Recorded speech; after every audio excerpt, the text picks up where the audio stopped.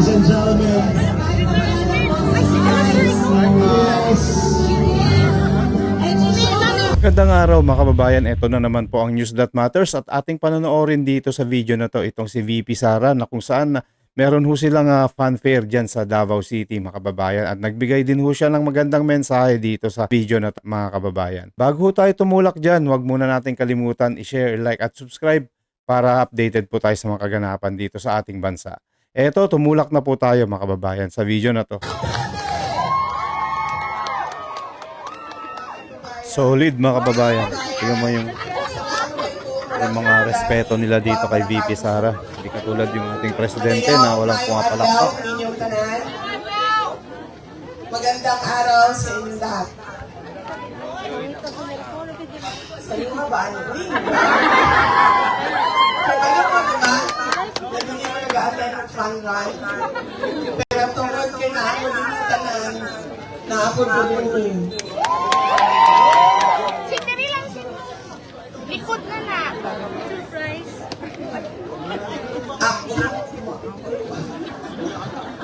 Basta Pilipina, ma'am. Guwapa rin na.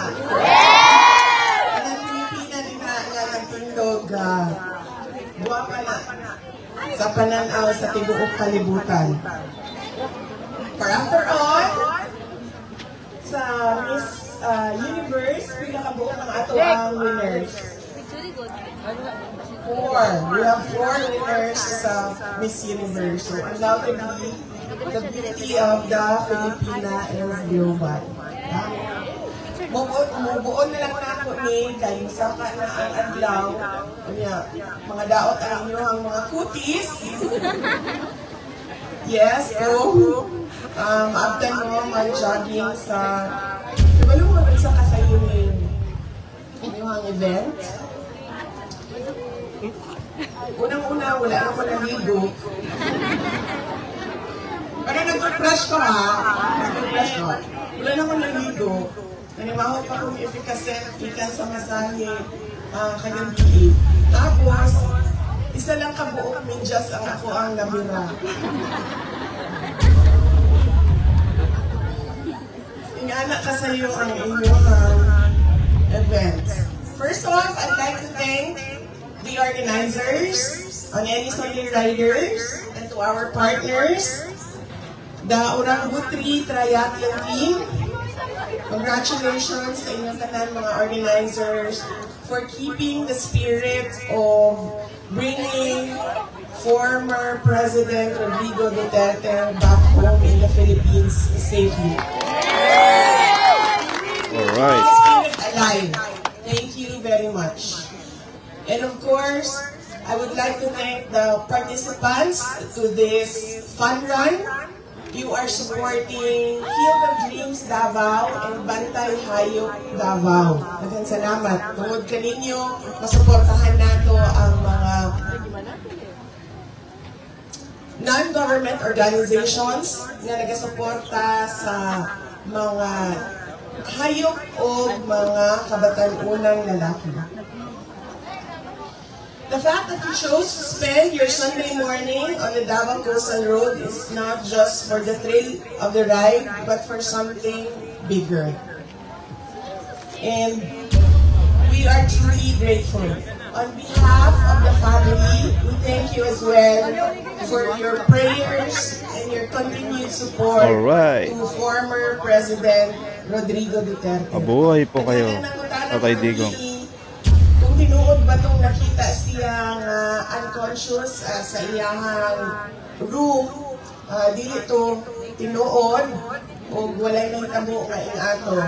In fact, sa pagtawag, natulog siya ang mga panahona and itawagan siya sa abogado o pangutana siya kung tinuod ba nga nakitaan ka unconscious sa iyong kwarto, yun siya wala. And maybe it was just a prank by many of my supporters. So, dili ito tinuod. And we hope to hear good news for the public hearing on his on the appeal for his interim release on November 28. But if not, we will continue to family will continue to support him in his stay in The Hague, in the Netherlands, and of course, continue to work with the defense team with regard to his legal case.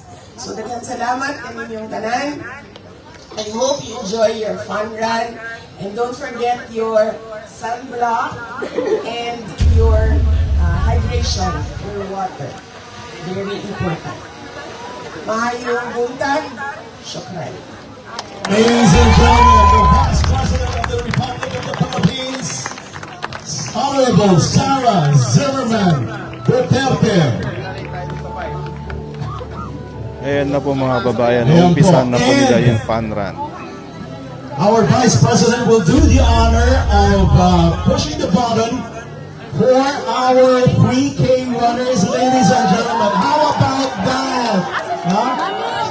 Meron tayong special treat in this run. Thank you very much, Vice President. Alright, so, we're counting down the last 10 seconds. Here we go. Sabay-sabay po tayong pagbilang. And then our Honorable Vice President will push the button for the starting horn. Let's go! At 10, 9, 8, 7, 6, 5, 4, 3, 2, 1!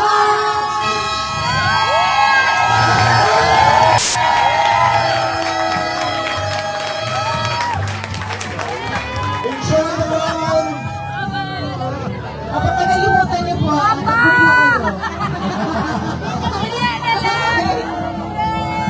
Itaas ang mga kamay na sa show of love and support for Tatay Good D. morning! Of the dear Vice President, Sacro May buntag, VP!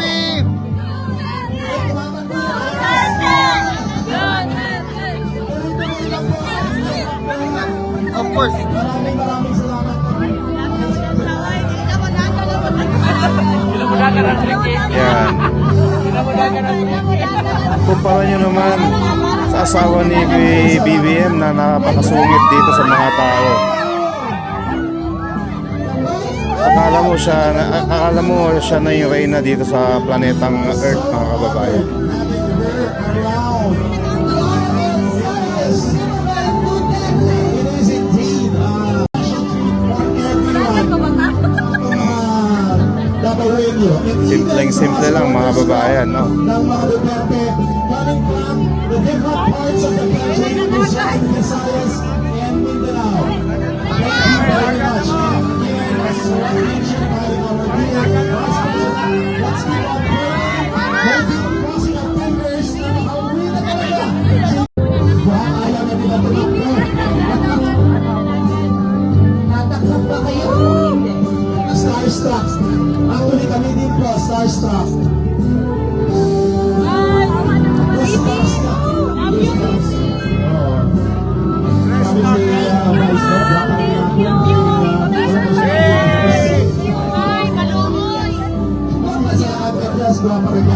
That's our dear Vice President po.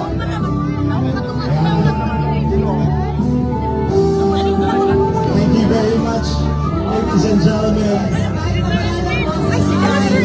Yes.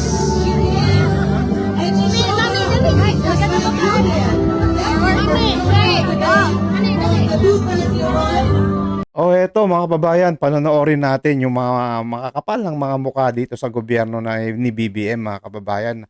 Ang kakapal ng mukha, mga sinungaling, mga magnanakaw, nasa kanila na po lahat. Unang-una si Auntie Claire na #1 na tagapagtanggol ni Bangag Marcos, mga kababayan. Tignan nyo ang ginagawa niya dito sa Malacanang, mga kababayan. Kahiya po ang ginagawa nito. Eto, papakita ko po. Ang tama ko daw, mas malala pa kay Dalima. Parang sabog lang. Sabog talaga. Yun. Yun.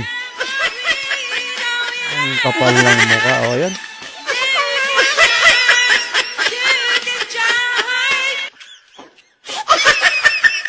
Ang kapal ng mukha. Ano mga babayan? Napakatindi. Solid talaga mga kababayan, di ba? Samantalang na nasa krisis na nga tong bansa natin na dito sa corruption nila, nagagawa pa niyang kumanta-kanta ng mga dancing queen itong si Auntie Claire, mga kababayan, ang kapal ng muka. Yan po yung mga nasa administrasyon natin na kung saan sinasabi nila na kung magaling silang magsalita na napakayabang nila dyan sa mga social media. Pero ito ho yung baho nila pag nakatalikod sila off the cam. Ayan po mga kababayan, nakikita nyo po yung mga pagmamahal ng mga tao dito sa mga pamilyang Duterte, mga kababayan. Lalong-lalo na yung kay Tatay Digong natin na nasa Hague. At saka itong si VP Sara na talagang sinusuportahan ng mga taong bayan. Hindi katulad dito sa administrasyon na to kapag yung presidenteng bangag natin yung pumunta dyan o kahit saan man hindi mo makikita na ganyan po yung mga tao. Kasi nga po dito sa mga kagagawan nilang mga kabalbalan na pagnanakaw sa pera ng taong bayan, mga kababayan. So yan po, nakita nyo na kung sa pagdating ng 2028, alam na po natin mga kababayan kung sino ang ating magiging presidente. Ayan na po yung nasa harap ng camera natin, mga kababayan. Solid na po yan, wala nang makakatalo dyan. Yung karma na tinatawag darating na rin sa kanila mga kababayan. Paghahandaan na po nila yan, mga kababayan. Maraming salamat po mga kababayan. Ito po ang News That Matters. Mag-iingat po kayo lagi. At huwag niyong kalimutan i-share, like, subscribe lamang po para updated po tayo sa mga kaganapan dito sa ating bansa. Maraming salamat po mga kababayan. Mag-iingat po kayo lagi. And God bless.